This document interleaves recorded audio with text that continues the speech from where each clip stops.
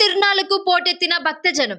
విశేష అలంకరణలో సిద్ధలయ్య స్వామిని దర్శించుకునేందుకు క్యూ కట్టిన భక్తజనం. భక్తులకు ఎలాంటి ఇబ్బందులు రాకుండా ఉండేందుకు గట్టి పోలీస్ బందోబస్తును ఏర్పాటు చేసినట్లు ఎస్ఐ క్రాంతికుమార్ పేర్కొన్నారు.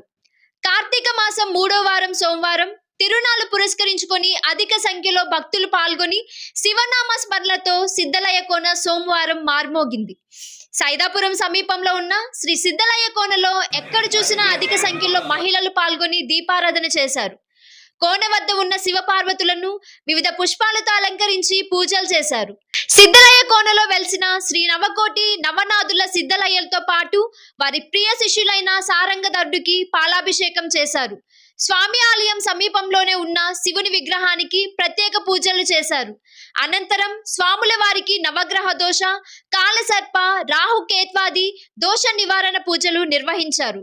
ఈ కార్యక్రమంలో అధ్యక్షులు డేగా రమణయ్య, ప్రధాన కార్యదర్శి అబ్బూరు వేణుగోపాలరావు, సర్పంచి వెందోటి శారద, ఉప సర్పంచ్ బోలిగర్ల శివకుమార్, కమిటీ సభ్యులు, పూజారులు, గ్రామస్తులు పాల్గొన్నారు.